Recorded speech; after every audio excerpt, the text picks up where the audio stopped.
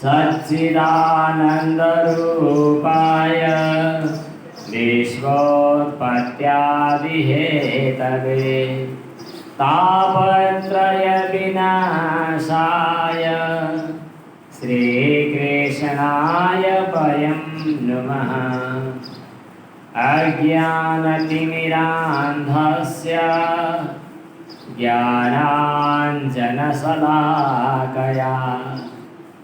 चक्षुरुन्मीलितं येन तस्मै श्रीगुरवे नमः। आनंदकंद श्री कृष्णचंद्र भगवान को, श्रीमद्भागवत भगवान को, सद्गुरुदेव भगवान को, सत्य सनातन धर्म को।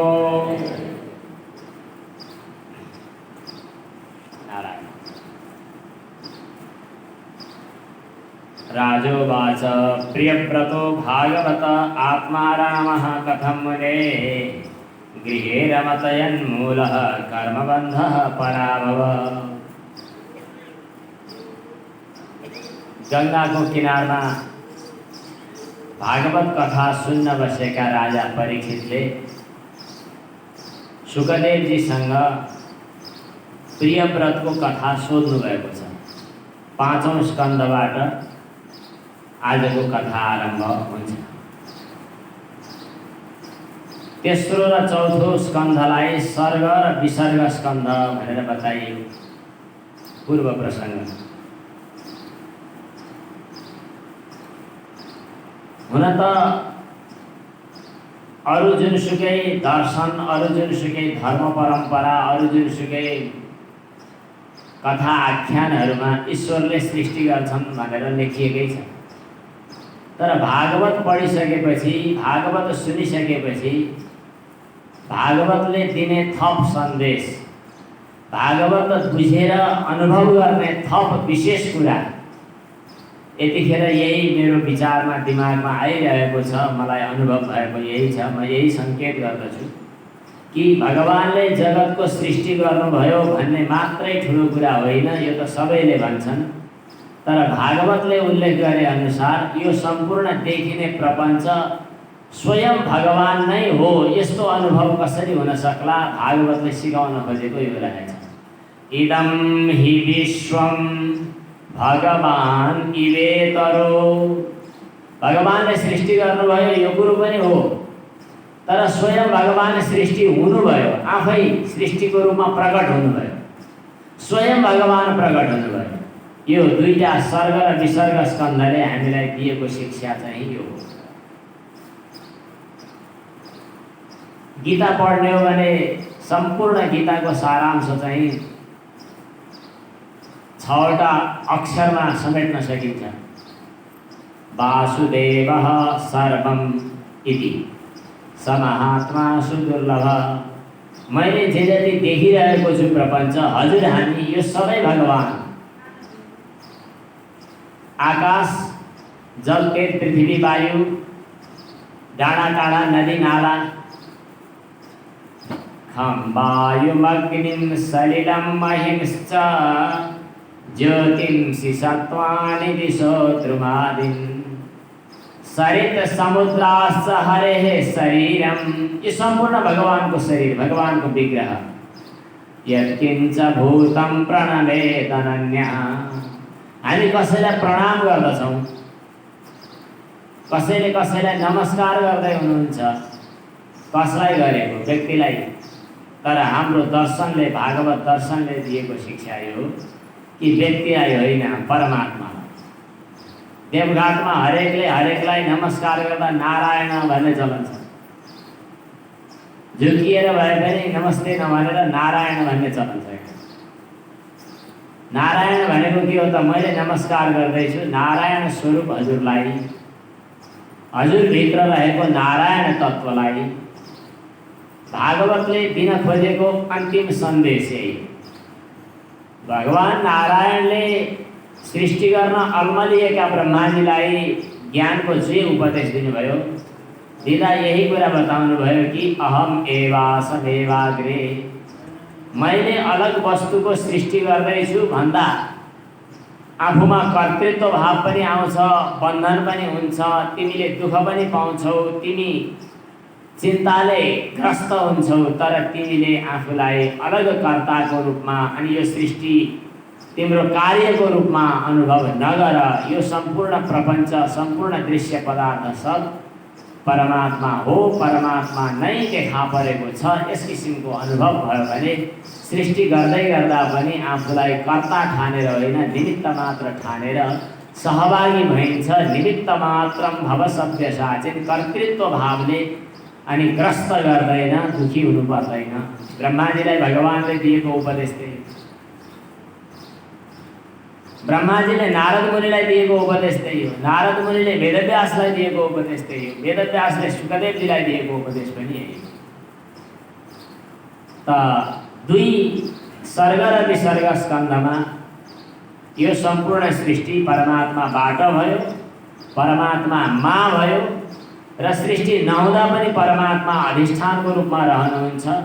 सृष्टि देखा पर्दा पनि परमात्मा त्यसको आधारको रूपमा हुनुहुन्छ। त्यसैले सृष्टि देखा परेको छ। तत्सत्त्वे तत्सत्त्वम् अन्वयः तद्भावे तद अभावो व्यतिरेकः।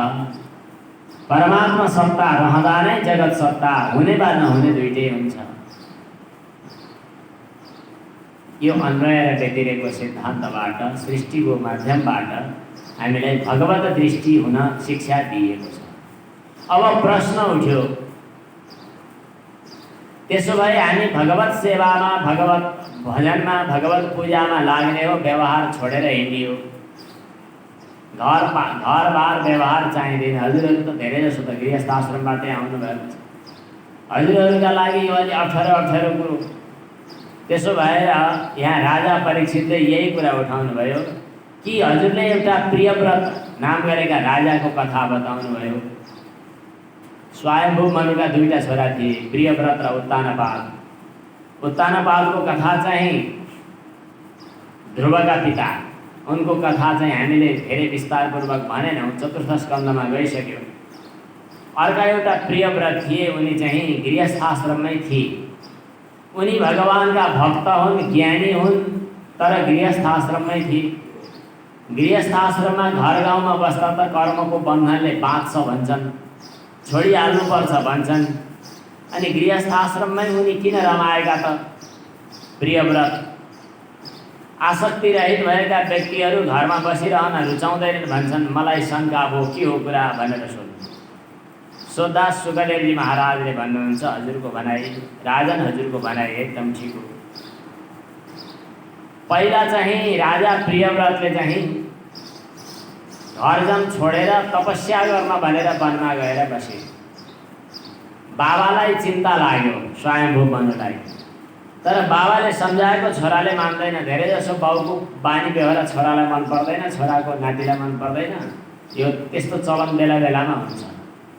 मैले भनेको मान्ला कि नमान्ला भन्ने जस्तो लाग्यो स्वयम्भू मनुलाई। अनि आफ्ना पिता ब्रह्माजीलाई सम्झाइदिन भन्नुभयो। अनि ब्रह्माजीले गएर नातिलाई सम्झाउनु भयो, बाबु मैले तिमीलाई शास्त्र वचन रहस्य सबै कुरा म बताउँछु। भगवानले हामीलाई वेदको माध्यमले कर्मको कर्तव्यको निर्देश दिनुभएको छ। त्यो वेद मन्त्र, वेद निर्देश, वेदको आदेशलाई हामीले लापरवाही गर्न हुँदैन। शास्त्रले हामीलाई के बताएको छ त भन्दा कर्मद्वारा नै भगवानको आराधना गर्नु भनेर बताएको छ। निष्काम भावले कर्म गर्यो भने चित्त शुद्ध हुन्छ। निष्काम भावले कर्म गर्दा काम क्रोध जस्ता दुर्भावना दुर्वासनाहरूले हावी हुने मौका पाउँदैनन्। त्यसकारणले चित्तमाथि विजय प्राप्त गर्ने उद्देश्यले पनि कर्म गर्दा निष्काम भावले कर्म गर्नुपर्दछ।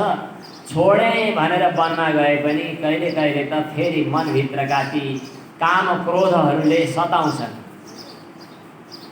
भयं प्रमत्तस्य वनेष्वपि स्यात्। यदि प्रमादी छ, लापरवाह छ भने त्यस्तो व्यक्तिलाई वनमा बस्दा पनि खतरा हुन्छ। बरु इन्द्रियमाथि विजय प्राप्त गर्न सकेको छ भने घरै बसे पनि फरक पर्दैन, गृहस्थाश्रममा रहँदैमा समस्या हुने होइन। त्यसकारणले निष्काम भावले कर्मद्वारा नै भगवानको आराधना गर भनेर ब्रह्माजीले भनेपछि हस् भने उनले अनि गृहस्थाश्रममै फर्केर उनले विवाह पनि गरे। प्रियव्रत महाराजले सूर्य जस्तै बनेर यो पृथ्वीको परिक्रमा गर्दै सृष्टिलाई नयाँ ढङ्गले व्यवस्थित गरे। प्रियव्रतले 7 दिनसम्म सूर्यले दिउँसो उज्यालो छर्छन् भने रात्रिको समयमा रथमा चढेर उज्यालो हुँदै सबैलाई कर्म गर्न अभिप्रेरित गरे। प्रियव्रतको त्यो भनाइले हामीलाई दिएको उपदेश कथा हामी विस्तारपूर्वक भन्न भ्याउँदैनौँ, यतिखेर समय कम छ। हामीलाई दिएको उपदेश के हो भने कहिल्यै पनि हात खाली नराख्नु, कर्मठ हुनु, क्रियाशील हुनु, कर्मद्वारा नै भगवानको आराधना गर्नु। यो कर्ममा निरन्तर लागिरहनु पर्दछ भन्ने कुरा कसबाट सिक्ने त? सूर्यबाट सिक्ने, चन्द्रमाबाट सिक्ने। दिनभरि सूर्य यात्रा गरिरहन्छन्, चन्द्रमा रात्रिमा यात्रा गरिरहन्छन्, कहिल्यै विश्राम छैन, कहिल्यै परिवर्तन छैन। वेदले बताएको छ हामीलाई सूर्य र चन्द्रमाको यो गतिलाई अनुसरण गर्न। स्वस्ति पन्थाम अनुचरेम सूर्य चन्द्रमसाविव।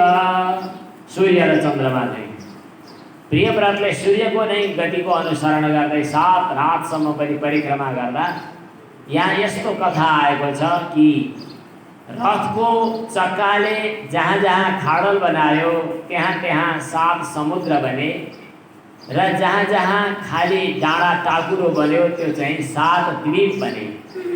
यी 7 द्वीप र 7 समुद्रले युक्त भएको यो पृथ्वीको व्यवस्थापन प्रियव्रतले गरे, तर कर्ममा आसक्त भएर होइन, भगवानको सेवाको रूपमा। प्रियव्रतकृतं कर्म को न कुर्यात् दिनेश्वरम्। उनका छोरा चाहिँ अलि गृहस्थमा आसक्त थिए, उनी अलि अप्सराहरूको पछि लाग्ने के गर्थे। तर उनको नाति चाहिँ भगवानका प्रिय भक्त भए, जसको नाम नाभि भनिएको छ। नाभिले भगवान यज्ञ पुरुषको आराधना गरेर सन्तान प्राप्त गरे, जसको नाम ऋषभ रह्यो। ऋषभ भनेको के? ऋषेण ज्ञानेन भाति इति ऋषभ।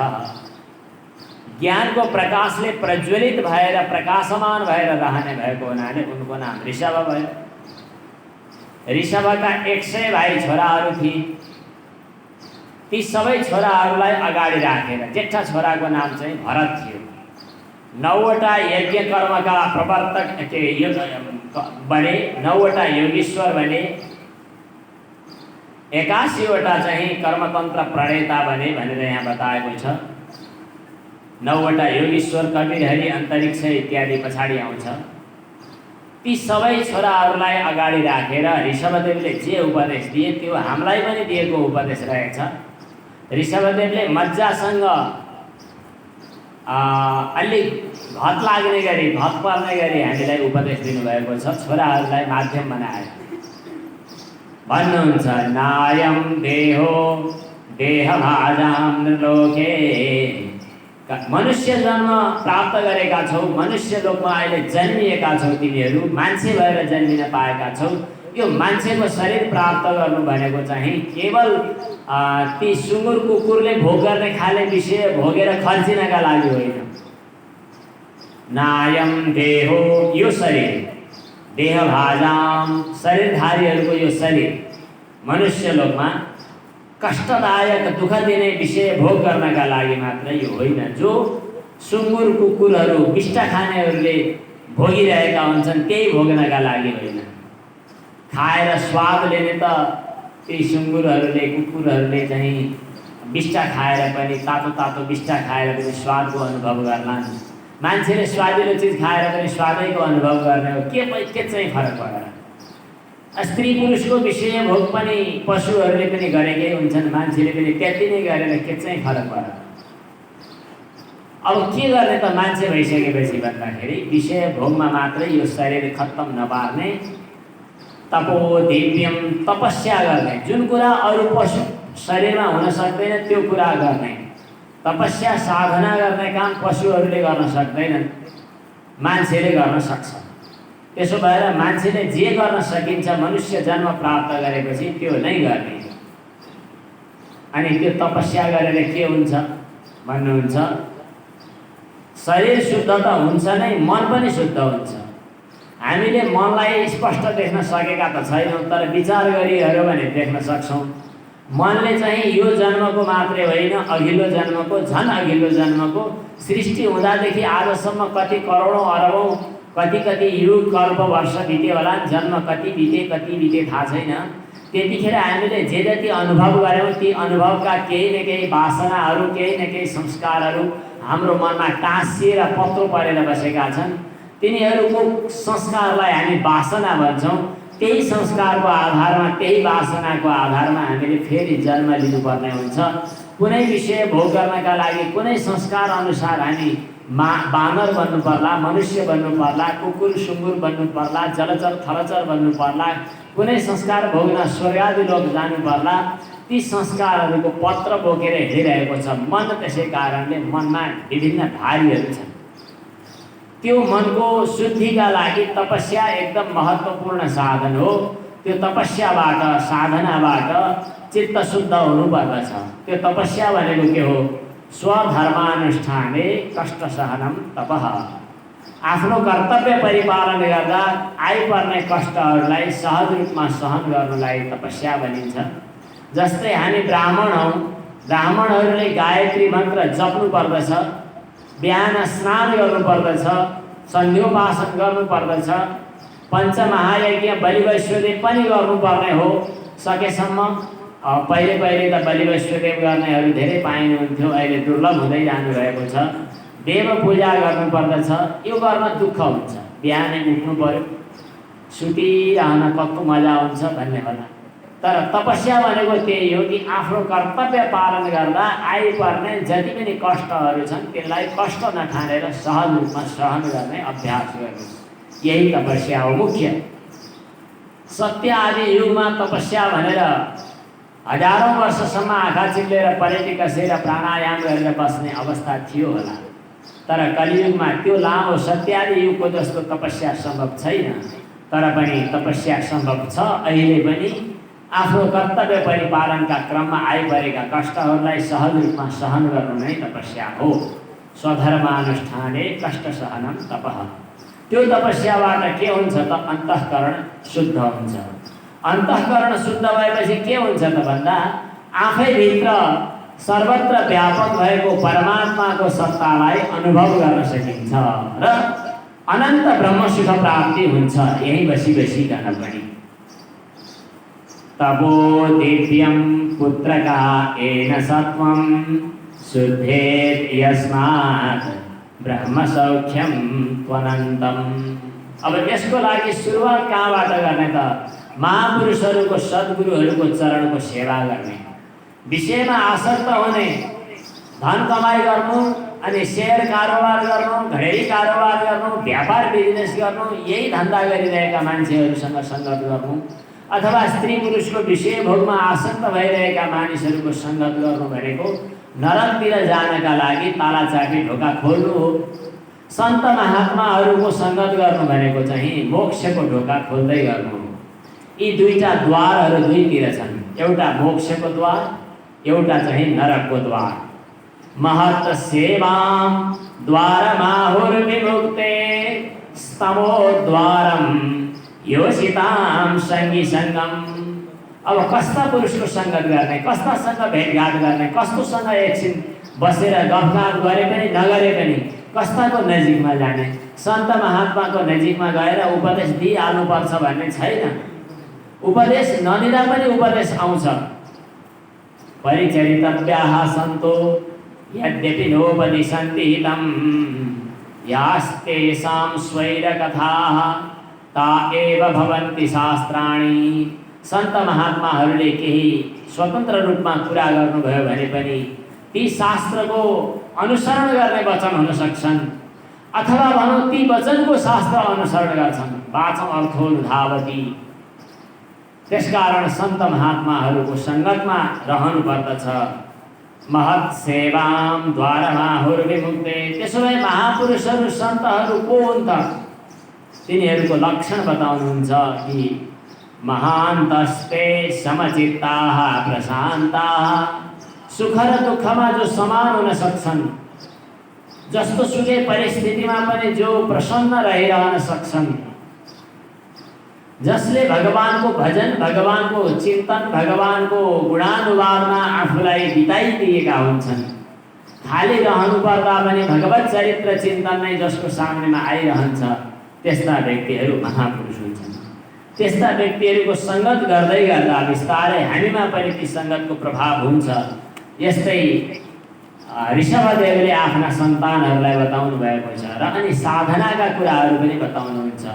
ऋषभदेव अलि बढी साधनामा जोड दिनुहुन्छ। भन्नुहुन्छ कि हामीले जीवनमा अपनाउनु पर्ने केही शर्तहरू छन्। हमसे गुरौ मयि भक्त्या अनुवृत्त्या, भगवानमा गुरुमा भक्ति, तृष्णा रहित हुनु, सुख दुःख आदिमा सहन गर्नु,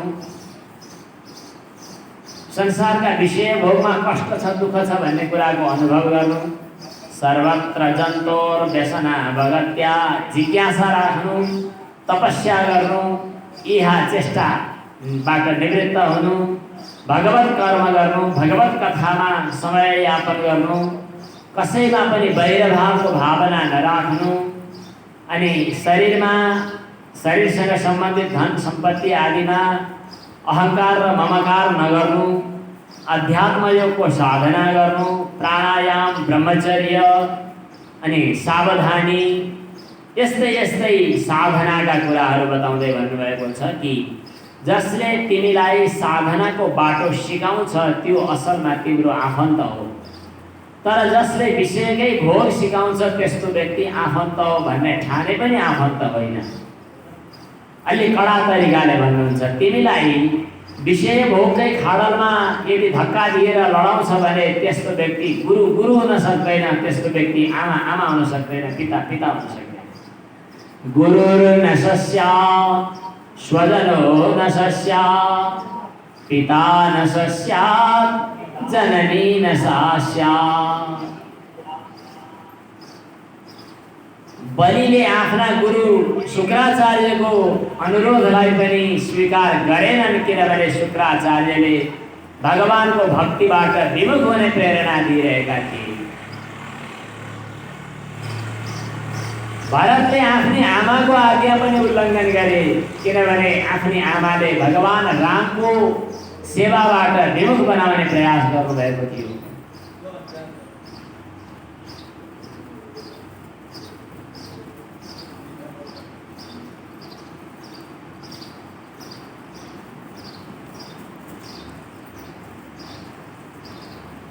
गुरुर्न सस्यात् स्वजनो न सस्यात्, पिता न सस्यात् जननी।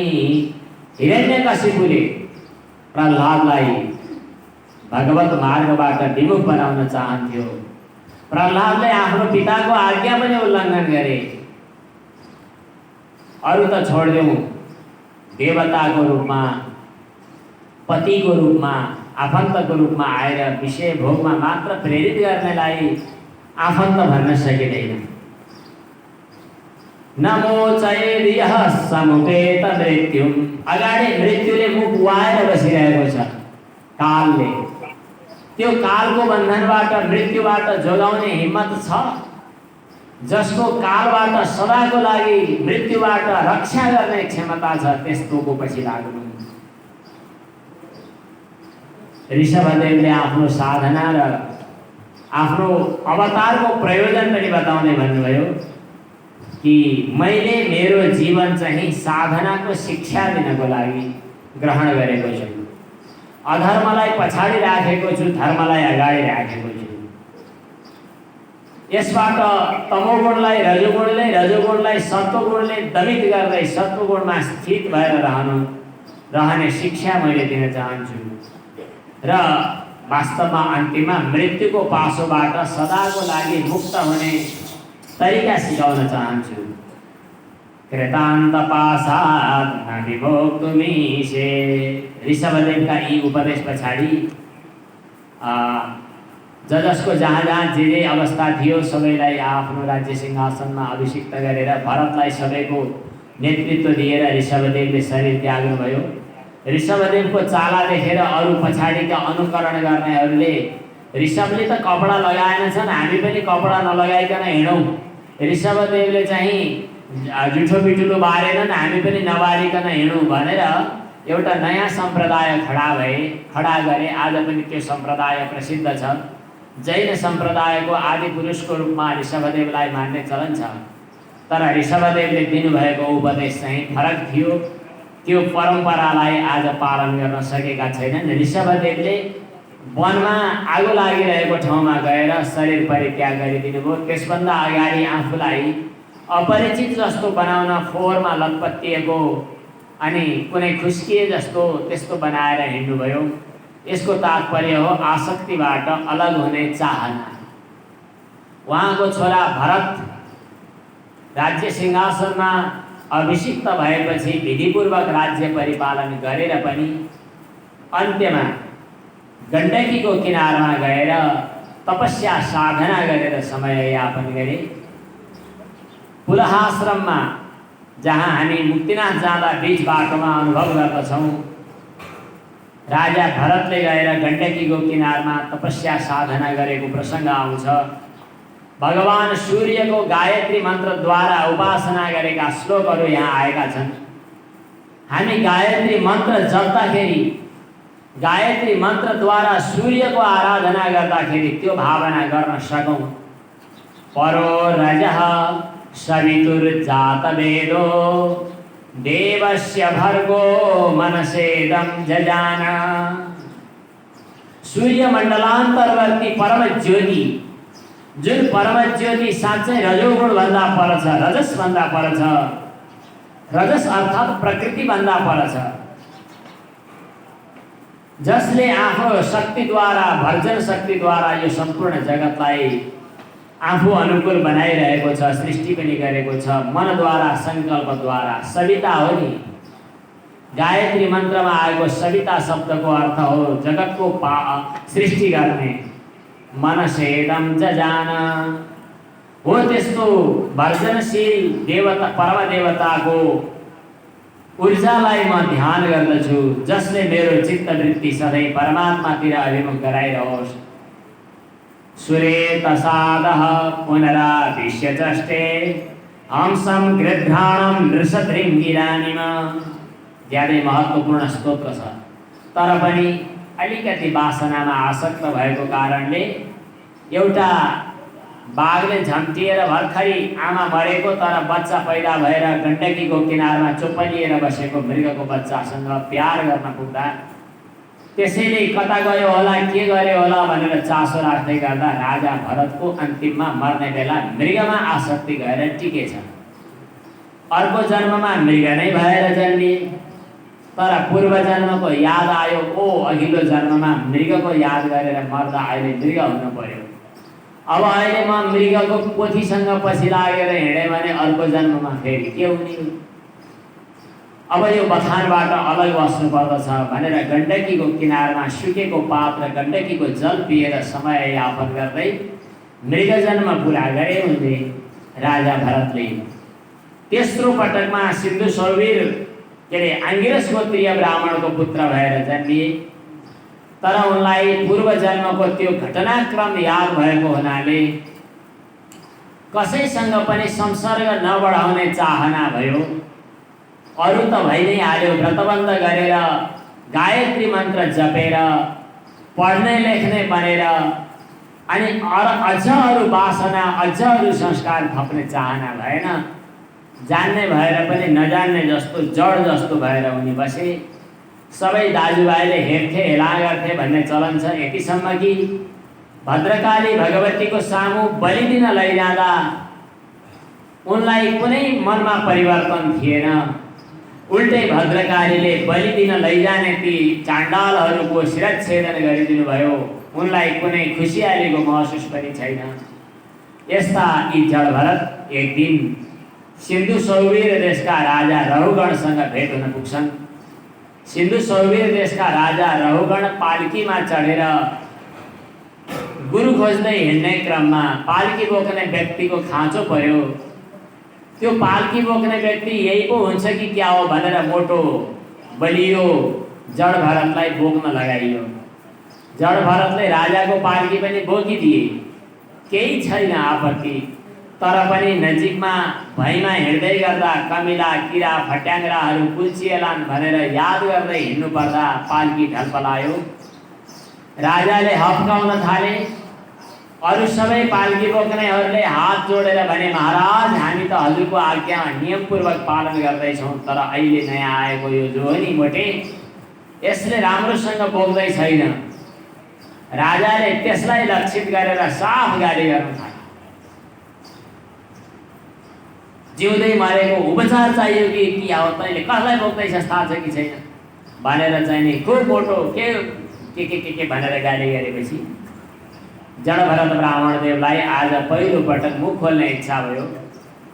ब्राह्मणदेवले चाहिँ भन्न थाल्नुभयो, त्वयोदितं व्यक्तमभिप्रलब्धं, तिमीले जे भन्यौ त्यो यथार्थै भन्यौ, बुझेर त भनेनौ होला, तर पनि तिमीले ठिकै भन्यौ।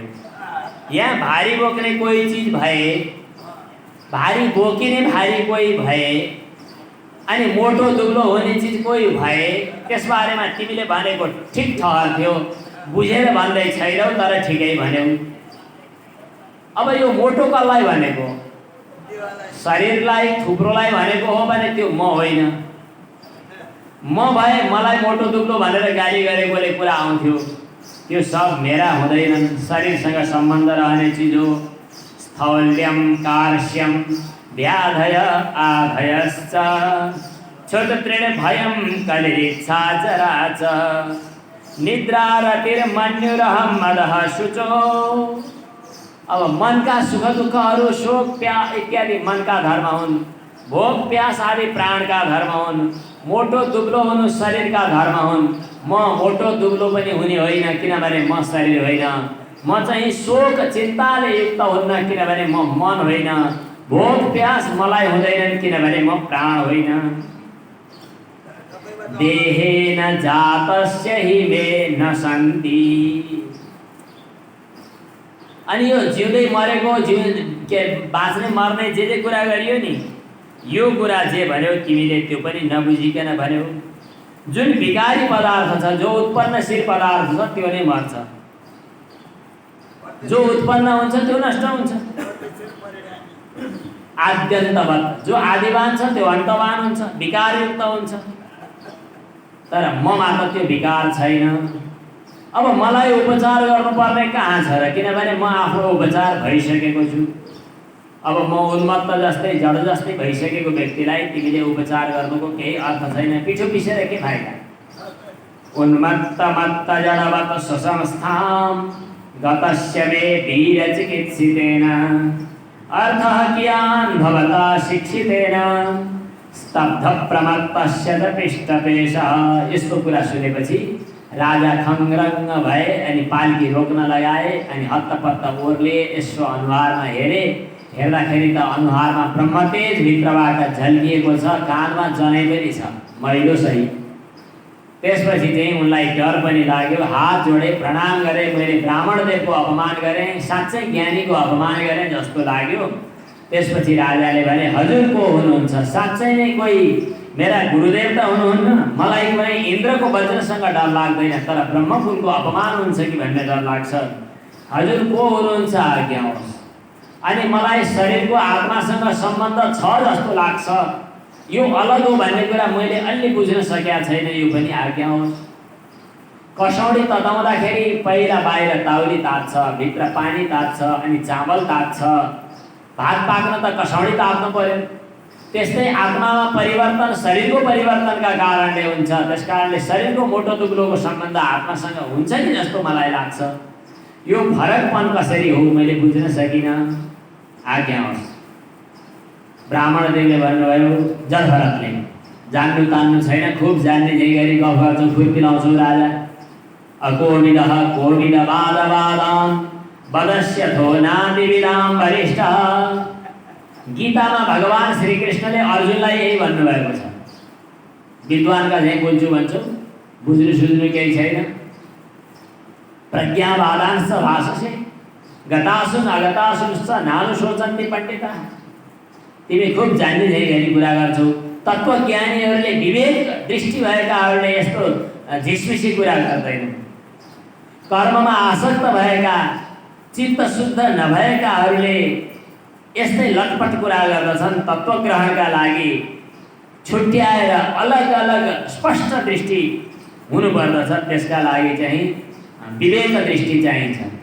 व्यवहारको कुरा त व्यवहार त यो झिसमिसेमा पनि भइरहन्छ। डोरीलाई सर्प ठानेर पनि एकछिनका लागि व्यवहार हुन सक्छ, सिपीलाई चाँदी ठानेर पनि एकछिन व्यवहार हुन सक्छ। तर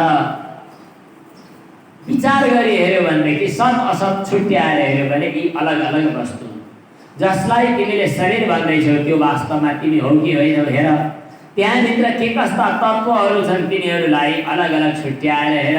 तर वासनाको सम्बन्धले संस्कारको कारणले गर्दा अनात्मामा आत्माको र आत्मामा अनात्माको सम्बन्ध जोडिन गएको हुनाले गर्दा अध्यासको कारणले गर्दा यो गडबड भइरहेको छ भनेर एक एक गरी यहाँ अचल के सिटी स्क्यान भन्छन् गरे यो अलग अलग छुट्याएर चाहिँ बताइदिनु भयो।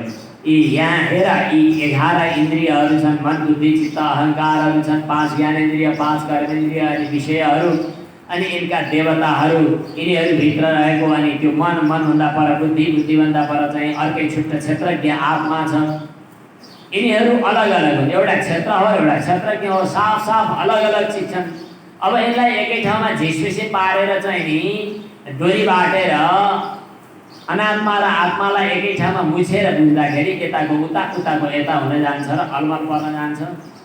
क्षेत्रज्ञ आत्मा पुरुषः पुराणः साक्षात् स्वयं ज्योतिरजः परेश नारायणो भगवान् वासुदेवः स्वमाययात्मन्यवधीयमानः। बाहिरपट्टि जति जति बाहिरी पदार्थहरू छन् यिनीहरू क्षेत्र, अनात्मा, अनित्य, वासनाले संस्कारले खडा भएको, तर ती सबैको मूल आधार अधिष्ठान भनेको क्षेत्रज्ञ आत्मा। त्यसलाई थाहा पाउने त्यो पुराण पुरुष हो, स्वयं प्रकाश छ। उसलाई थाहा पाउन अरू इन्द्रिय वा अरू साधनको सहारा आवश्यक पर्दैन। सबैको हृदयभित्र बस्ने भएको हुनाले उसको नाम वासुदेव पनि भनिन्छ। साक्षात् भगवान् नारायणकै चेतना हो, साक्षात् भगवान् नारायणकै आनन्द सत्ता हो, साक्षात् भगवान् नारायणकै जुन मायालाई स्वीकार गरेर आफै आफूमा ढाकिए झै गरेर देखा पर्नु भएको छ। जसरी हरेक काठमा आगो व्याप्त छ तर प्रकट छैन, जसरी हरेक ठाउँमा सूर्यको किरण व्याप्त छ तर सूर्यको किरणबाट आगो निस्किनु पर्ने निस्किँदैन, त्यसै गरी अप्रकटित रूपमा भगवान् वासुदेव व्याप्त हुनुहुन्छ। तिम्रो चेतनाभित्र पनि उही परमात्माको सत्ता रहेको छ। क्षेत्रज्ञ आत्मेत मनो प्रविष्ट। अब त्यसलाई चिन्नका लागि के गर्नु पर्यो त? अनात्मा दृष्टि हटाउनु पर्यो। अब ज्ञानको अग्नि जलाएर, ज्ञानको ज्योति जलाएर, ज्ञानको दियो जलाएर अनात्मा र आत्मालाई एक एक गरी छुट्याउन सक्नु पर्यो। त्यसका निमित्त सुरुमा बाधा व्यवधान गर्ने 6वटा शत्रुहरू आउँछन्। ती शत्रुलाई भगाउनु पर्यो। विमुक्त सङ्गो जितसत सपत्नो वेदात्म तत्त्वं भ्रमति तावत्। यसलाई अलमल पार्ने चाहिँ तिम्रो एउटा मन नाम गरेको चिज छ। त्यसलाई त ऋषभदेवले यहाँ जडभरतले पनि भन्नुभएको छ कि यो त शत्रु नै हो। नयावते तन्मन आत्मलिङ्गं संसारतापावपनं जनस्य। यो ज्यादै बलियो शत्रु छ तिम्रो, यो मन रूपी शत्रु चाहिँ। भ्रातृव्यमेनं तद अधभ्रवीर्यं, ज्यादै पराक्रमी छ। उपेक्षा गरेको कारणले गर्दा उसको झन् बढी तागत बढेको छ। गुरुको, भगवानको चरणको सेवा गरेर गुरुचरण सेवा रूपी अस्त्रद्वारा यो चञ्चल मनको चञ्चलतालाई समाप्त गर्नुपर्दछ भनेर ब्राह्मण देवले रहुगण राजालाई भन्नुभयो। अनि रहुगणले चाहिँ अरू प्रश्नहरू, जिज्ञासाहरू राख्नु भएको थियो। त्यसको उत्तर दिनका लागि उहाँले एउटा कथा पनि बताउनु भएको छ। त्यो कथा बताउनुभन्दा अगाडि भन्नुहुन्छ, हेर एउटा गग्रेटोमा राखेको घैँटो छ नि, घैँटो, त्यो घैँटो चाहिँ अहङ्कार गर्दैन, त्यो पनि पञ्चमहाभूतको थुप्रो। तर यो तिमीले अहिले पाल्की बोक्दैछु भनेर हेर्ने के पाल्की के अरे पाल्कीमाथि बसेको छु भन्ने यो जो हो यो पनि घैँटो जस्तै हो। अब यो चाहिँ घमण्ड गर्छ अझ बढी, म राजा हुँ भनेर फुर्ती गर्छ। विचार गरी हेर त तिमी राजा हुँ भन्ने कसलाई भन्दैछौ? त्यही हाड छाला रगत मासु अलि दिन पछाडि स्यालले घिसार्ने खाले, गिद्धले ठुङ्ग्ने खाले त्यो हाडलाई लिएर तिमी भन्दैछौ। त्यो हाड भनेको पनि, मासु भनेको, छाला भनेको पनि माटोकै एउटा विकार हो। घैँटो बनाउँदा माटोको विकारबाट घैँटो बन्छ भने जस्तै यो शरीर पनि त माटोको विकार त हो नि। अब त्यसलाई म सिन्धु शरीरको राजा हुँ भनेर एकछिन घमण्ड गर्नु भनेको यो सुहाउँदो कुरा त होइन।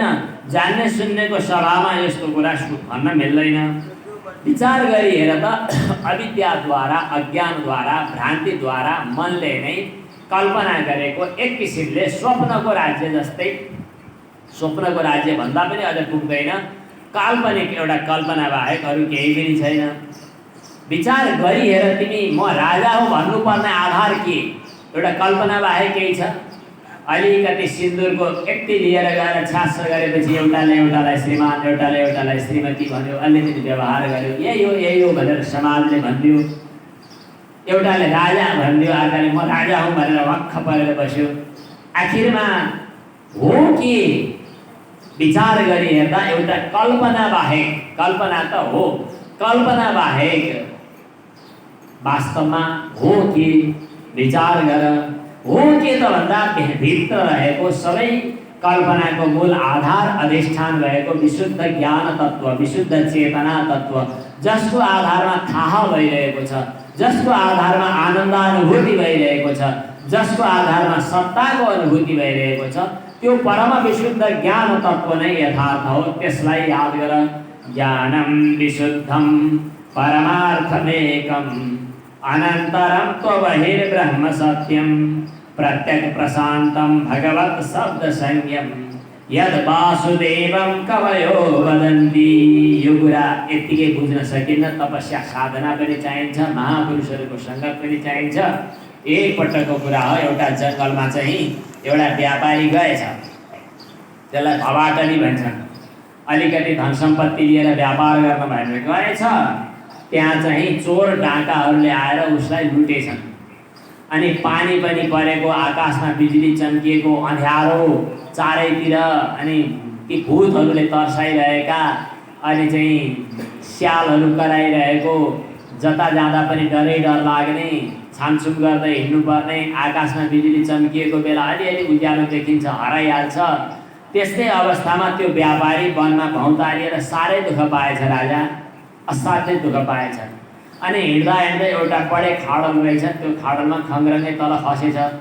खस्न लागेपछि मरे मरे मरे भनेर यसो छामछुम गरेको एउटा रुखको जरो चाहिँ तल झर्दो रहेछ, त्यही जरो समातेछ। त्यो जरो पनि कहाँ बलियो छ र? माथि मुसाले काटिराखेका छन्।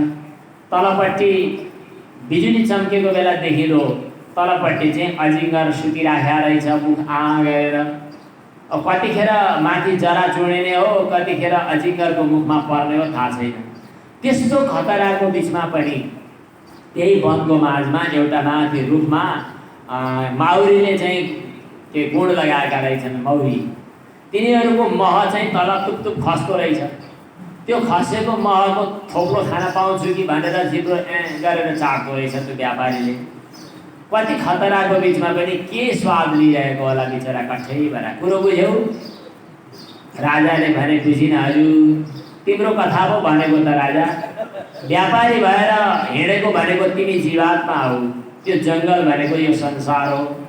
चारैतिरबाट चाहिँ शत्रुहरूले, डाँकाहरूले सम्पत्ति लुटे आए, लुटेराहरूले भनेको चाहिँ काम, क्रोध, लोभ, मोह, मद, मात्सर्यले तिम्रा पाप पुण्य रूपी सम्पत्तिहरू चाहिँ लुटेर कहाँ कहाँ पुर्याइदिएका छन्, अथवा तिम्रो चेतना सत्तालाई तिनीहरूले हडपिएका छन्। अनि हिँड्दै गर्दा विषय भोग संसारका सुख दुःखहरू सबै त्यहीँको वर्णन गरेको हो। तर अजिङ्गर एउटा जरोमा झुन्डियो भनेको आयुको त्यान्द्रो, तलपट्टि अजिङ्गरले मुख आँ गर्यो भनेको काल, अनि माथिबाट मुसाले चाहिँ ज्वरो काट्यो भनेको दिन रात, माथिबाट महको थोपा खस्दै रहेछ भनेको चाहिँ अलिअलि विषय सुखको अनुभव। आखिरमा त भोलि त्यो गोहीको मुखमा पर्नु नै छ। समयमै याद किन नगरेको भनेपछि राजा रहुगण खङ्ग्रङ्ग भए। भवाटवी भन्छन् यसलाई, भवाटवीको वर्णन। यो चतुर्थ स्कन्धमा पनि पुरञ्जनको कथा थियो। हामीले हिजो यो कथा चाहिँ अति संक्षेपमा अगाडि बढाउँदा विस्तारपूर्वक भनेनौँ हामीले। यो एउटा कुरो बुझाउनका लागि कल्पनामय कथा बताइएको थियो। त्यसपछि चाहिँ राजा चाहिँ एकदम साँच्चै वैराग्य धारण गर्ने बने अनि गुरुदेवलाई प्रणाम गरे। गुरुदेवको उपदेशबाट उनको जीवनमा परिवर्तन भयो अनि कपिल गुरुको सङ्गतमा गएर साधना गरेर आफ्नो जीवन सफल बनाए रहुगण राजाले। इनका अरू पूर्वापर प्रसङ्गहरू चाहिँ अहिले विस्तार गर्न थालिएन। यी राजा भरत जसले तेस्रो जन्ममा जड भरत बनेर अनि ज्ञानमय साधनामय जीवन यापन गरेका थिए, त्यो अघिल्लो जन्मका राजा भरतको वंश परम्परा अनि उनका छोराहरू आग्नेय र यदुमन्यु आदि भारतका 9 वर्षहरूको चाहिँ यो जम्बूद्वीपका भारत आदि 9 वर्षहरूको अधिपति भएका कुराहरू अनि जम्बूप्लक्ष सालमली कुशक्रौञ्च शाक पुष्कर 7 द्वीपहरू अनि 7 समुद्रहरू लवणोद शिरोद सुरोद दधिमण्डोद शुद्धोद इत्यादि यी 7 समुद्र 7 द्वीपहरूको पनि यहाँ खगोल भूगोलको वर्णन गरिएको छ।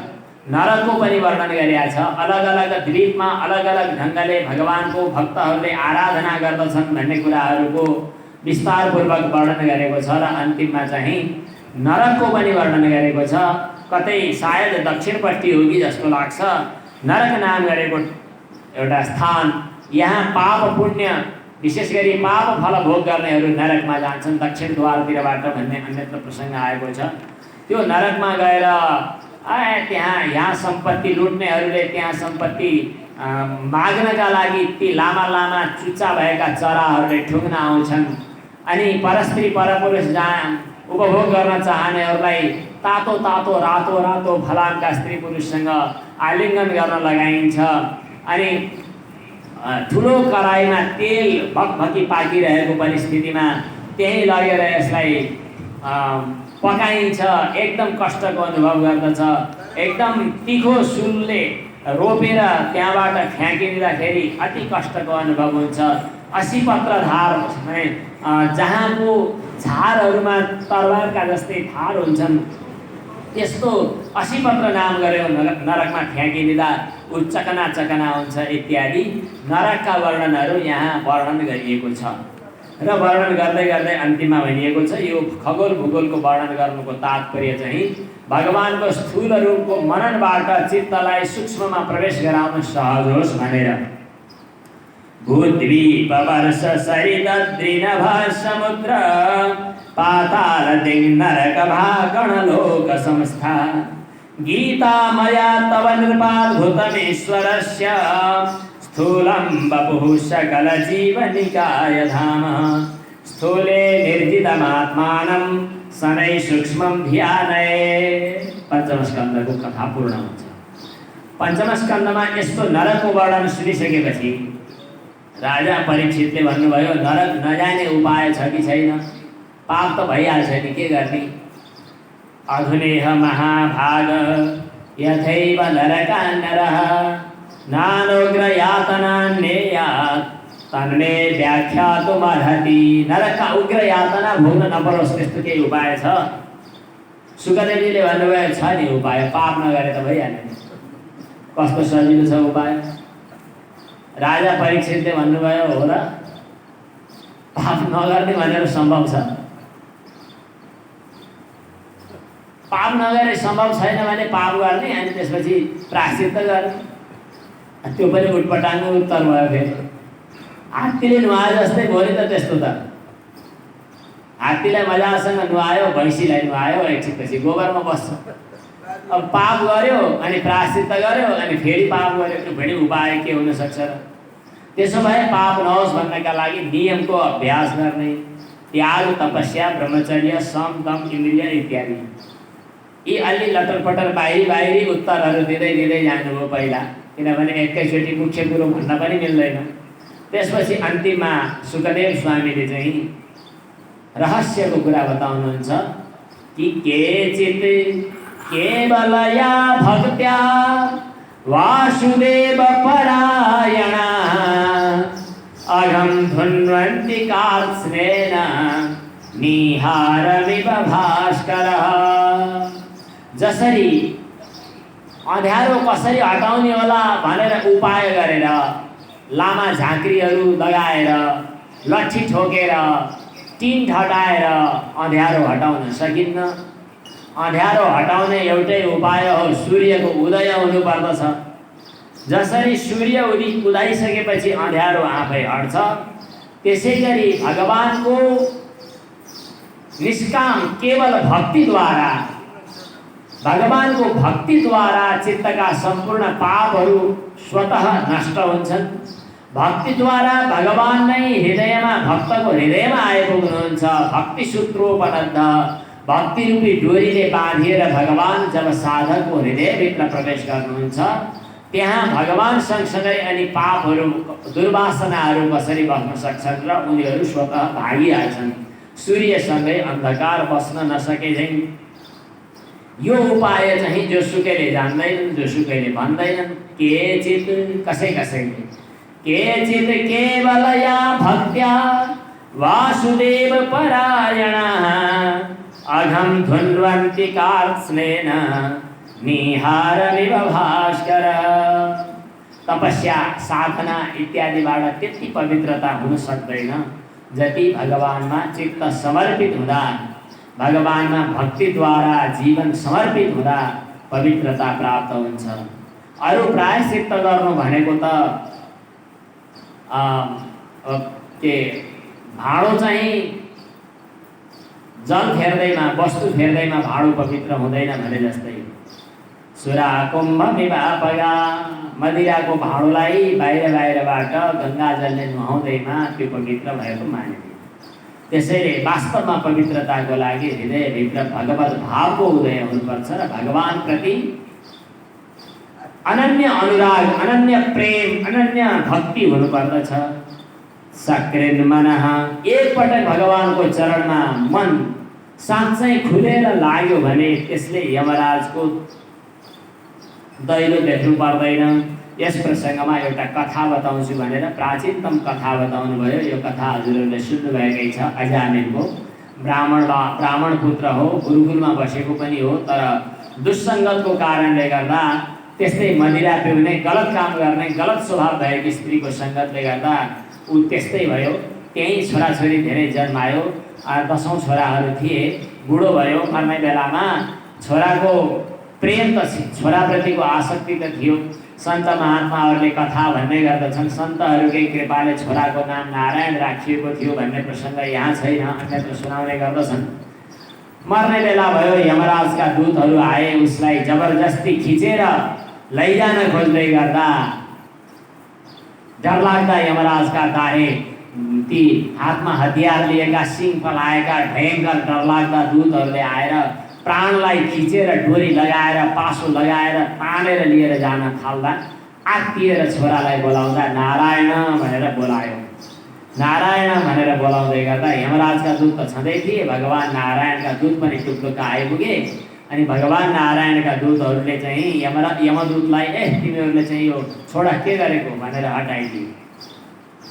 तिमीहरू धर्मराजका दूत हौ भन्छौ, धर्मराजको रहस्य, धर्मको रहस्य त बुझेकै रहन्छौ, गएर धर्मराजलाई नै गएर सोध्नु, यस्तो गर्न पाइँदैन, छोड भनेपछि उनीहरूले होइन, हामीले त यो हाम्रा मालिकले भनेकै आज्ञा मानेको हो, यो त के भयो यस्तो भने उनीहरूले गएर चाहिँ आफ्ना धर्मराजसँग गएर यो गुनासो पनि गरे। तर ती देवदूतहरूले आएर जुन पासो काट्दैपछि अनि त्यो अजामिल चाहिँ फेरि आँखा खुल्यो। ऊ चाहिँ बिस्तारै बिस्तारै सन्चो भयो, फिर्यो। फिरेपछि उसले त्यतिखेर बाल्यकालमा गुरुकुलमा बस्दाखेरिको संस्कार अनि बिचमा खराब विकार, संस्कार भन्न मिल्दैन, खराब संस्कार भन्दै मिल्दैन, विकार, नराम्रो सङ्गत के भन्नु र, नराम्रोहरूको भेटघाटको कारणले गर्दा बनेका विकृतिहरू। अनि त्यसपछि फेरि मर्ने बेलामा ती यमराजका दूतहरूले आफूलाई खिचेको। अनि त्यसपछि फेरि ती देवदूतहरूले आएर आफूलाई बचाइदिएको सबै कुरा सम्झिएपछि अन्त्यमा उसले फेरि अब भगवानको भजन भक्ति गरेर बाँकी समय बिताएर उसको मोक्ष भयो, कल्याण भयो, मोक्ष प्राप्ति गर्यो। ती यमराजका दूतहरू चाहिँ आत्तिँदै गएर आफ्ना मालिकसँग गएर भन्न थाले, होइन यो संसारमा कति छन् र शासकहरू, हामी त हजुरलाई सबैभन्दा ठुलो ठानेर हजुरको आज्ञा पालन गर्न भनेर गयौँ, त्यो अजामिलेलाई लिन गएका थियौँ नि, त्यो त अजामिलेलाई हामीले तान्न खोज्दाखेरि त अर्कैले आएर हामीलाई चाहिँ पाशभङ्ग गराइदिए। निशम्य देवः स्वभटोपवर्णितं प्रत्याह किं तान् प्रति धर्मराजः। यमराजले भन्नुभयो, ओहो तिमीहरूले त धन्यले गल्ती गरेछौ, मेरो पनि मालिक भगवानको आज्ञा पालन गर्ने हुन् उनीहरू, म त भगवानको आज्ञा पालन गरिरहेको छु। परो मतन्यो जगतस्तस्तुखश्च ओतम प्रोतम पटवत यत्र विश्वम। र यहाँनेरि धर्मराज यमराजले भन्नुभएको छ कि जसले भगवानको नाम बेला बेलामा लिन्छ श्रद्धापूर्वक, त्यस्ता व्यक्तिलाई नरकमा ल्याउन मिल्दैन। भगवानको नाम उच्चारण गर्नुको महिमा त यति धेरै छ कि त्यति पाप पातकीले गर्नै सक्दैन।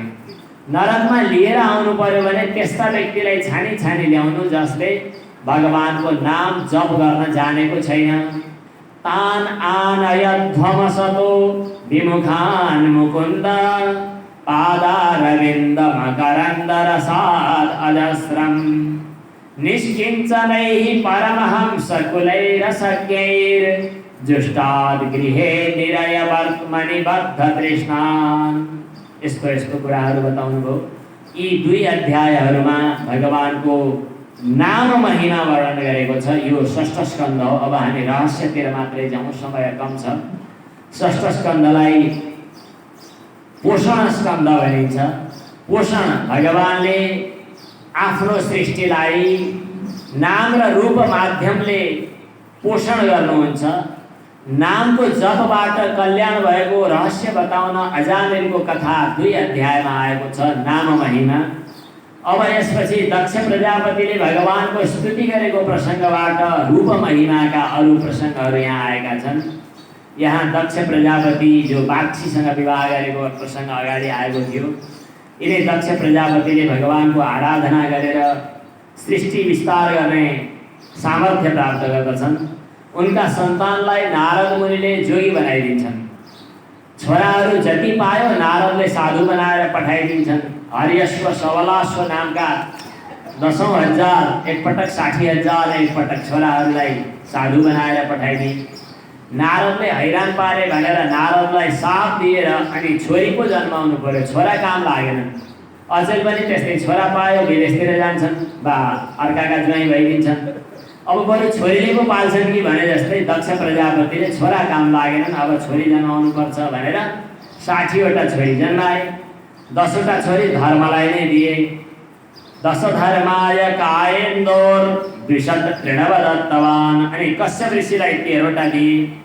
चन्द्रमालाई 27 अनि भूतलाई 2, अंगिरालाई 2 अनि कृशासुलाई 2, ताक्ष नामको धारी कश्यपलाई चाहिँ 4 विवाह गराएर दिए। यस्तै यस्तै अनि यिनैको वंश परम्परामा देवता र दैत्यहरू छन्।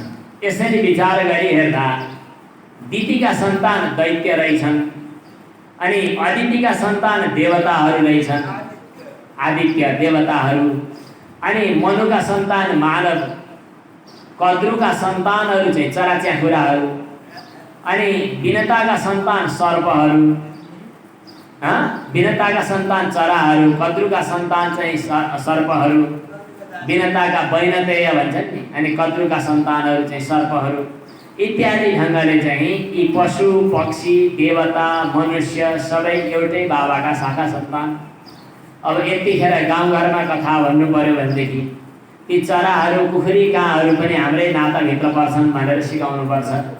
अब अहिले यहाँ देवघाटमा यो आवश्यक छैन। एउटै पिताका सन्तान भइसकेपछि तर मतभेद चाहिँ हुन सक्छ। दिति र अदितिका सन्तानहरूमा मतभेद भयो। दैत्यहरू चाहिँ दितिका सन्तान, अदितिका सन्तान देवताहरू। देवताहरूले आफ्नो गुरु बृहस्पतिलाई मानेका थिए, तर अलि देवता हुँ ठुलो ठालो हुँ भनेपछि गुरु पुरोहितको अपमान गरेर बृहस्पतिको अपमान गरेपछि बृहस्पतिले त्यागिदिनु भयो। यजमान हो भन्दैमा जे भन्यो त्यही सधैँ मान्नुपर्छ भन्ने छ। हाम्रो निर्देशन पालन गर्दैन भने यजमान भनेर सधैँ दक्षिणाको लोभमा हुरुक्क गरिरहनु हुँदैन भनेर बृहस्पतिले त्यागिदिएपछि ल ठिकै छ गुरुले नपत्याएकै भयो त अर्को पुरोहित पाइहाल्छ नि भनेर देवताहरूले विश्वरूपलाई गुरु बनाए। विश्वरूपलाई गुरु बनाएपछि विश्वरूपले चाहिँ नारायण कवचको शिक्षा दिएर नारायण कवचद्वारा रक्षा हुने तरिका सिकाएर देवतालाई बलवान बनाइदिए। यहाँ नारायण कवच आएको छ जो कुनै अलक्षण भयो भने कुनै नराम्रो भयो भने कुनै रोग व्याधि भयो भने फुकफाक गर्नका लागि पनि यो पढ्ने चलन छ र रक्षाको लागि विशेष गरी नारायण कवच पढिन्छ। अनि नारायण कवचबाट सुरक्षित भएका देवताहरू आफ्नो कर्म त गर्दै थिए तर गुरु पुरोहितको हालचाल हेर्नु पर्यो। गुरु पुरोहित विश्वरूपले चाहिँ स्वाहा गर्दा अलिकति आहुति दानवतिर पनि स्वाहा गर्नु हुँदो रहेछ, किनभने मावली खानदान दानवतिर दैत्यतिर लौ बर्बाद भयो। अब विश्वरूप त उतातिर पो आहुति हाल्छन् त, हाम्रो दान दक्षिणाले नै उतापट्टिको आहुति हाल्ने, यस्ता गुरुलाई काम छैन भनेर फेरि देवताहरूले विश्वरूपको पनि टाउको काट्दै विश्वरूपको टाउको काट्दैपछि त्यहाँबाट 3टा चराहरू उडे भन्ने चलन पनि छ। 3टा मुख थिए, एउटा लटरपटर खानु पर्यो भने वेद पढ्ने मुखले खान मिल्दो रहेछ। लटरपटर खाने मुख छुट्टै थियो, वेद पढ्ने मुख छुट्टै थियो, अन्न खाने मुख छुट्टै थियो भन्ने प्रसङ्ग अन्यत्र पनि आएको छ। सोमपीठम सुरापीठम अन्नादमिति सुश्रुमा। अनि उनका पिताजी त्वष्टा थिए, त्वष्टाले फेरि स्वाहा गरेर देवताले हामीलाई सताए, यिनीहरूलाई नष्ट गर्ने छोरो जन्माउँछु भनेर हवन गरे। हवन गर्दा मन्त्र उच्चारण गर्दा थोरै अलग अलग हुन गएछ। देवतालाई मार्ने छोरो जन्माउँछु स्वाहा भनेको देवताले मर्ने छोरो जन्माउँछु स्वाहा भएछ। छोरो त जन्मियो जसको नाम चाहिँ थियो वृत्रासुर। वृत्र ज्यादै डरलाग्दो भयङ्कर। अब कथा धेरै लामो किन गर्ने, उसले देवतालाई जित्यो, हाहाकार मचियो, देवताहरू भागाभाग भए। तर अन्तिममा चाहिँ देवताहरूले दधिचीको हड्डीबाट तयार भएको हतियारले त्यो वृत्रासुरसँग युद्ध गरेर वृत्रासुर मर्यो। अरू कथा त अरू बेला सुन्नुला। वृत्रासुरलाई देवताले मारे। यो कथा भन्नुसँग त्यति धेरै हामीलाई महत्त्व छैन। त्यहाँ सबभन्दा बढी महत्त्व कहाँनिर छ भने त्यो वृत्रासुर त असुर खानदानको, तर पनि मर्ने बेलामा इन्द्र महाराजसँग खुसीका साथमा हक्की दिलले भन्छ कि तिमी जस्ता अन्य विषयमा आसक्त भएका छुच्चा शत्रुहरू भाग्यले मिल्छन्। केही छैन, आऊ लड, मरे पनि केही छैन, मारे पनि केही छैन। मलाई त तिमीसँग मर्नु मार्नु लड्नु लडाउनु भनेको एकछिनको खेल हो, तर मेरो यात्रा चाहिँ अन्यत्रै छ। मैले त भगवानको भक्ति हो चाहेको र भगवानको चरणलाई मैले प्राप्त गर्नु छ भन्छ। अनि अब शत्रुसँग ललकारेर युद्ध गर्न थालेको वृत्रासुरले शत्रुसँगका कुराहरू छोडेर भगवानको संवाद उच्चारण गर्न थाल्छ। मनभित्र जे संस्कार छ त्यो दुःख परेको बेला आउँछ। त्यसैले संस्कार चाहिँ सत्सङ्गको संस्कार चाहिँ चित्तमा राखिरहनु पर्दछ भन्ने उपदेश प्राप्त हुन्छ। वृत्रासुरले जे भन्यो, असुरले भन्यो भनेर के गर्ने, हामीले पढे पनि हुने खाले छ। अहम हरे तब पादैकमूल दासानुदासो भवितास्मि भूय। हे भगवान, जतिसुकै जन्म बिताउनु परोस् केही छैन, म त हजुरका भक्तहरूको चरणको दासको पनि दास हुन पाए मलाई पुग्यो। मेरो मनले हजुरको चरणको सधैँ स्मरण गरिरहोस्, मेरो वाणीले हजुरको याद नछुटाओस्। मलाई मरेर स्वर्ग जानु पनि छैन, ब्रह्माजीको पदवी प्राप्त हुन्छ भने पनि रहर छैन, सम्पूर्ण पृथ्वीको एक छत्र राज्य पाइन्छ भने पनि मलाई त्यो चाहिएन। योग सिद्धिद्वारा योगीहरूले प्राप्त गर्ने सिद्धि पनि मलाई चाहिएन। म त हजुर बाहेक अरू केही पनि चाहन्न। कस्तो मजाको कुरो गर्छ त्यसले। न नाकपृष्ठम न च पारमेष्ठ्यम न सार्वभौमं न रसाधिपत्यं न योगसिद्धिर पुनर्भवं वा समञ्जसत्वा विरहै आकाङ्क्षे, हजुर बाहेक मलाई अरू केही पनि चाहिएन हे भगवान्। म त जसरी भर्खरै जन्मिएको गाईको बाछाले आमाको दुध पिउनका लागि लालायित हुन्छ, आमाको स्तनपान गर्न रहर गर्दछ, अनि चराका बचेराहरूले आमाको मुखबाट ल्याइएको चारो खानका लागि, आमासँग भेट गर्नका लागि जसरी गुणमा आमाको प्रतीक्षा गरेर चराका बचेरा बसिरहेका हुन्छन्, जसरी प्रेमिकाले प्रेमीको प्रतीक्षामा बसिरहेकी हुन्छन्, त्यसै गरी मेरो मनले हजुरको प्रतीक्षा गरिरहेको छ। हजुरलाई कतिखेर भेट्न पाऊँ भनेर उत्सुकता भइरहेको छ। अजात पक्ष्या इव मातरं खगा स्तन्यं यथा वत्सतरा क्षुधार्तः प्रियं प्रियेव व्युषितं विषण्णा मनोरविन्दाक्षति दीक्षते त्वां ममोत्तमश्लोकजनेषु सख्यं। मलाई फेरि जन्मिन परोस्, केही आपत्ति छैन, पुनर्जन्म नहोस्, मोक्ष चाहियोस् पनि म भन्दिनँ। संसारमा जन्मिन परोस्, केही छैन, तर जहाँ जन्मिँदा पनि भगवानका भक्तहरूको भेट चाहिँ नछुटोस्। विषयमा आसक्त भएका मानिसहरूको सङ्गत भएर फेरि आफूलाई पनि उतै लतार्ने काम नहोस्, मेरो यति नै चाहना छ भन्दै भगवानको प्रार्थना गर्दै लडे। इन्द्र महाराजको वज्रबाट मृत्यु त भयो, तर ऊ भगवत लोक प्राप्त गर्न सक्यो। उसको तेज ज्योति गएर भगवानमा मिल्यो। कसरी यस्तो भयो त? ऊ पूर्व जन्ममा चित्रकेतु थियो, पूर्व जन्मकै तपस्या साधनाबाट ऊ भगवानलाई प्राप्त गर्न सक्ने बनेको थियो। इन्द्र महाराजलाई चाहिँ ब्रह्महत्या लाग्यो, बल्ल तल्ल ब्रह्महत्याबाट मुक्त हुनु पर्यो। यस प्रकार यहाँ वृत्रासुरको अनि चित्रकेतुको अनि दितिका सन्तान वायुहरूको 49 वायुहरूको जन्मसँग सम्बन्धित प्रसङ्गहरूसँगै षष्ठ स्कन्धको कथा पूर्ण हुन्छ। भक्तवत्सल भगवानको अब सप्तम स्कन्धलाई चाहिँ उति स्कन्ध भन्छ। उति भनेको कर्मवासनाहरू, सद्वासना र असद्वासना दुई किसिमका। स्थानं पोषण मूतयः। यहाँ हिरण्यकशिपुको वासना चाहिँ असद्वासना, प्रहलादको वासना सद्वासना। नारद र युधिष्ठिरको संवादको माध्यमले युधिष्ठिर महाराजको राजसूय यज्ञमा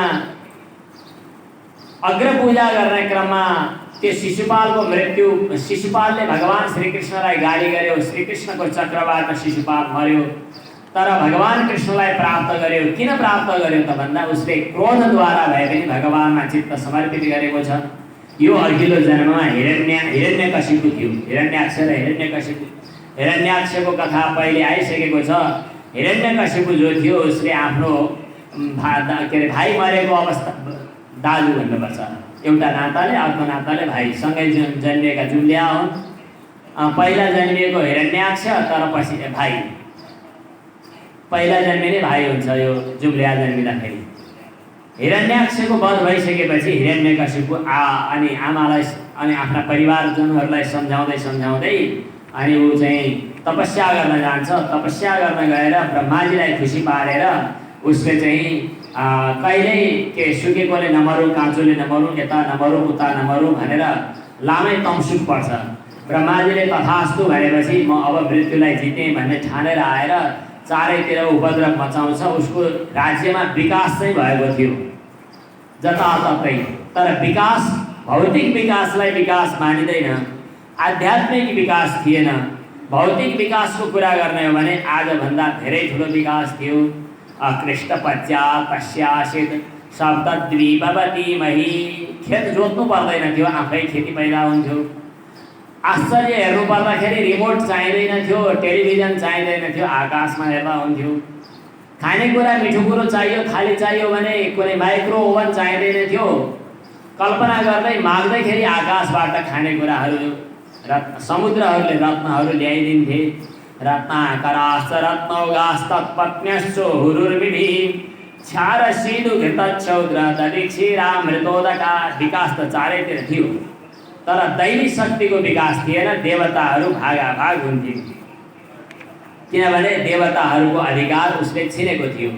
देवताहरूले भगवानको स्तुति गरेर हामीलाई सतायो भन्दा भगवानले भन्नुभयो यसले आफ्नो पुत्रमाथि वेद ब्राह्मण गाईमाथि जब अन्याय गर्दछ त्यतिखेर यसको आफ्नै कर्मद्वारा विनाश हुनेछ भन्नुभएको थियो।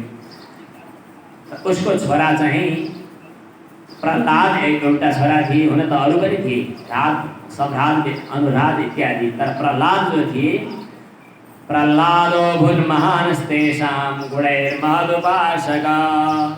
यी प्रहलाद जो हुन् यी सबैभन्दा उमेरले त साना थिए तर गुणले चाहिँ ठुला थिए। उनको स्वभाव कस्तो थियो? ब्रह्मण्यः शील सम्पन्नः सत्यसन्धो जितेन्द्रियः आत्मवत् सर्वभूतानां एकः प्रियसुहृत्तमः। यी प्रहलादका गुणहरूको सम्बन्धमा मात्रै चर्चा गरेर एक दिनभरिको प्रवचन गर्ने हो भने मसिनो गरी कुरा बुझ्न र जीवनमा यी गुणहरूलाई आधान गर्ने प्रक्रियाको अभ्यास गर्न सहज हुने थियो। हामी छोटोमा चर्चा गर्दैछौँ, सङ्केत मात्रै। विषय भोग गर्दा उनी सुख दुःख पर्दा उद्विग्न हुँदैनथे, विषयमा आसक्त थिएनन्। देखिएका सुनिएका वस्तुहरूमा दोष दृष्टि उनको बनेको थियो र जहाँ जोसँग भेट हुँदा पनि नम्रतापूर्वक बोल्थे। अभिमान र घमण्ड उनीमा थिएन। नोद्विग्न चित्तो व्यसनेषु निष्प्रियः श्रुतेषु दृष्टेषु गुणेषु वस्तुदृक् दान्तेन्द्रिय प्राण शरीरधि सदा प्रशान्त कामो रहितासुरोऽसुरः।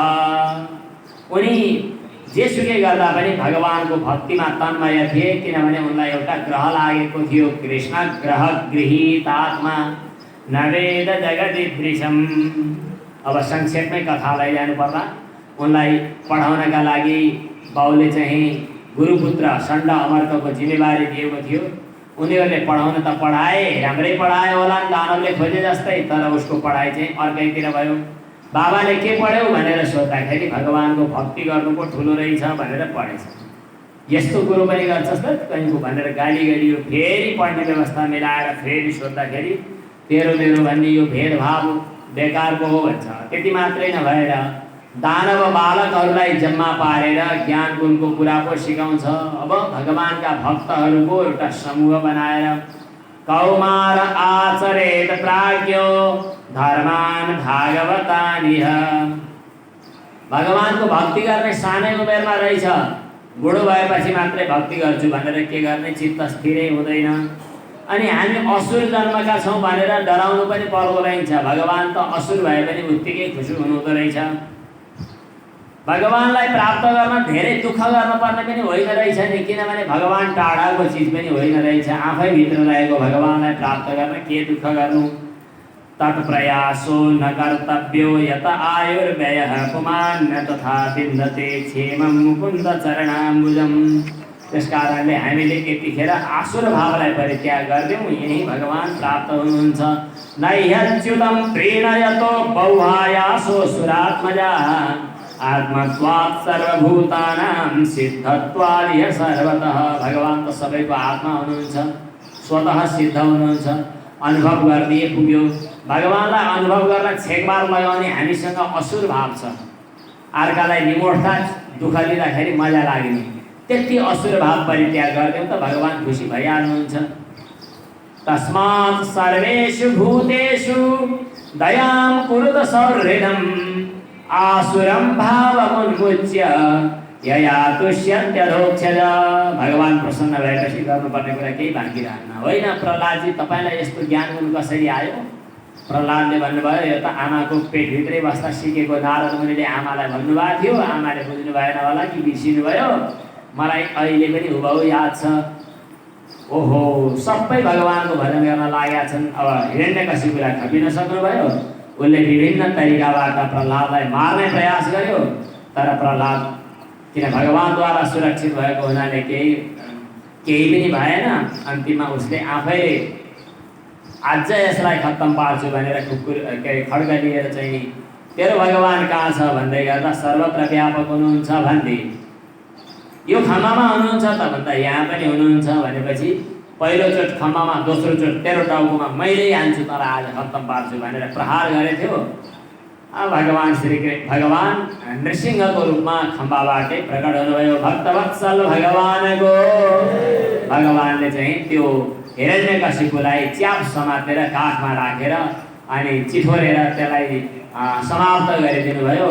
प्रहलाद त हेरेका हेरै भए। अनि प्रहलादले भगवानलाई स्तुति गरे, अरू कसैले पनि स्तुति गर्न सकेनन्। ब्रह्मादयः सुरगणा मुनयोऽथ सिद्धा सत्त्वैकतानमतयो वचसां प्रवाहै नाराधितुं पुरुगुणैरधुनापि विप्रुः किन्तोष्टुमर्हति समे हरिरुग्रजाते। भगवानले अरू केही खोज्नु हुँदो रहेछ, भक्ति भए प्रसन्न हुनुहुँदो रहेछ। भक्त्या तुतोष भगवान गजयुथ पाय। अनि भगवानले उसलाई पहिला चाहिँ वरदान माग भन्नुभयो, कामनाको उदय नहोस् भने उनले। पछि गएर उनलाई फेरि राज्य सिंहासनमा पनि अभिषिक्त गर्नुभयो। अनि त्रिपुरा दहनको कथा अनि वर्णाश्रम सनातन धर्मको कथाहरू गर्दै 15 अध्यायमा यो 7औं स्कन्द पनि पुरा हुन्छ। अब 8औं स्कन्दमा चाहिँ मन्वन्तर चरित्रहरू छन्। यहाँ अलग अलग मन्वन्तरमा भगवानका कस्ता कस्ता अवतारहरू छन् भन्ने कुरा आएको छ। जहाँ भगवानले हरि अवतार लिएर गजेन्द्रको गोहीले आक्रमण गरेको हात्तीलाई बचाउनु भएको कथा आएको छ। यहाँ गजेन्द्र मोक्षको कथा छ। हरि अवतार भगवानको। अब भगवानले समुद्र मन्थन गर्नुभएको छ। दुर्वासाको श्रापले गर्दा लक्ष्मी रहित भएका देवताहरूले दानवसँग मिलेर भगवानको आज्ञा अनुसार समुद्र मन्थन गर्न थाले। समुद्र मन्थन गर्दा त्यो तलपट्टि मधानीलाई अड्याउन भगवान कछुवा बन्नुभयो। कच्छपावतार भगवानको। समुद्र मन्थन गर्दै गर्दा त्यहाँ विभिन्न किसिमका वस्तुहरू पैदा भए।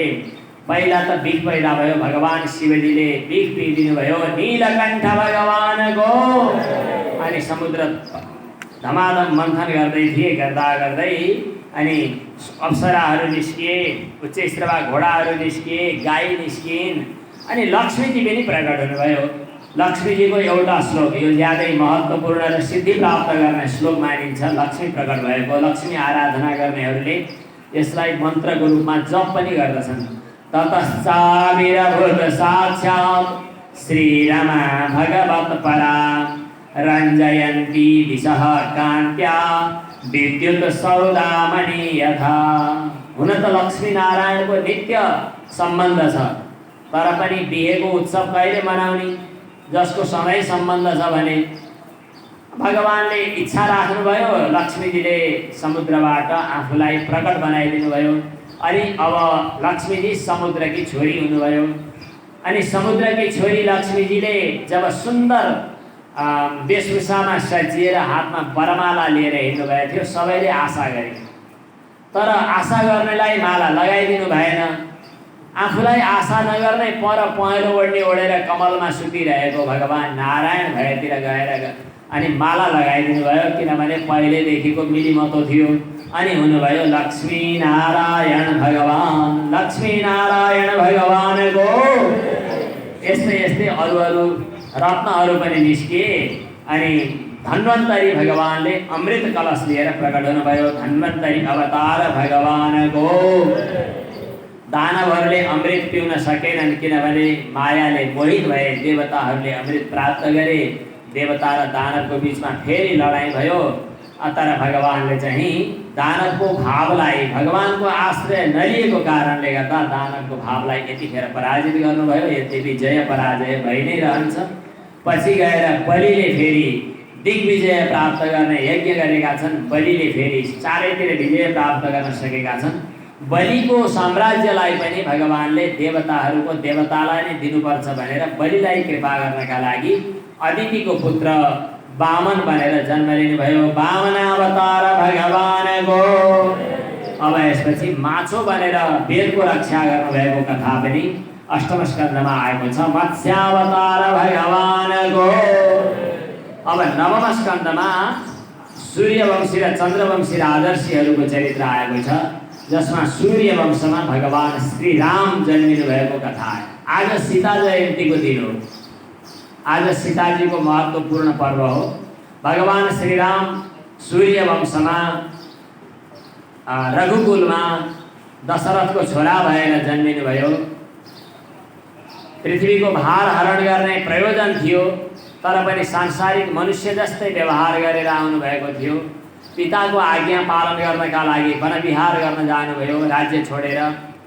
तर राज्य छोड्नु पर्दा र राज्य पाउँदा पनि दुवै अवस्थामा पनि समान हुनु श्रीरामको विशेषता थियो। प्रसन्नतां या नगताभिषेकतः तथा नमम्ले वनवास दुःखतः। गुरुवर्थे त्यक्तराज्यो व्यचरदनुवनं पद्मपदभ्यां प्रियाया पाणिस्पर्शात् क्षमाभ्यां मृतितपथरुजो यो हरीन्द्रानुजाभ्यां। वैरूप्यात् शूर्पणख्या प्रियविरहर्षारोषितभ्रूविजृम्भ प्रस्ताभिर्बद्धसेतु हलदवदहनः कोसलेन्द्रोऽवतार्नः।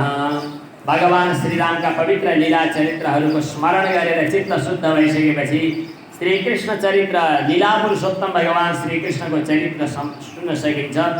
यस बीचमा नाभाग, सरियाती, अम्बरीश, च्यवन, सुकन्या अनि उतापट्टि भगीरथ, गंगा अवतरण, सगर, हरिश्चन्द्र इत्यादिका कथाहरू। अनि चन्द्रवंशमा पनि फेरि जमदग्नि, परशुराम, ययाति अनि पुरुवंश यदुवंशको चर्चा आएको छ। यदुवंशमा भगवान श्रीकृष्ण जन्मिनुहुन्छ। पुरुको सन्तानको रूपमा चाहिँ पुरुको वंशमा चाहिँ पञ्चपाण्डव युधिष्ठिर, भीम, अर्जुन, नकुल, सहदेव यिनीहरूको जन्म भएको कथा आएको छ। भगवान श्रीकृष्ण यदुकुलमा जन्मिएर पृथ्वी भार हरण गरेर अनि फेरि स्वधाममा सवारी भयो भनेर 11 श्लोकमा चाहिँ कृष्ण चरित्र सकियो। भक्तवत्सल भगवानको यति छिटो गरेर कथा दौडाएर के गर्ने हो? अलि राम्रोसँग सुनाउनु न। तानिनो बद विस्तारात, अरू जे भयो भयो। भगवान श्रीकृष्णका पवित्र चरित्रहरू चाहिँ अलि विस्तारपूर्वक सुनाउनुहोस् भनेर राजा परीक्षितले भन्नुहुन्छ। सुखदेव स्वामीले भन्नुहुन्छ आज 4 दिनको कति दिन भइसक्यो, भोक प्यास लाग्यो होला, खाने पिउने हो कि? सुखदेवजी महाराजले भन्दा राजा परीक्षितले भन्नुहुन्छ होइन, नैषाति दुस्सहाच्छुन्मां त्यक्तोदम विवादते। एकछिन पानी पिउन नपाउँदा तडपिएर ब्राह्मणको गलामा मरेको साप राखिदिने मै हो। तर आज हजुरको कथा सुन्न थालेपछि मलाई भोक प्यासै लागेको छैन। पिबन्तं त्वन्मुखां भोजच्युतं हरिकथामृतम्। अनि भगवत कथाले तिनै तहका मानिसहरूलाई रक्षा गर्दछ। वासुदेव कथा प्रश्नः पुरुषान् स्त्रीन् पुनातिः वक्तारं प्रेक्षकं श्रोत्रीन् तत्पादसलिलं यथा।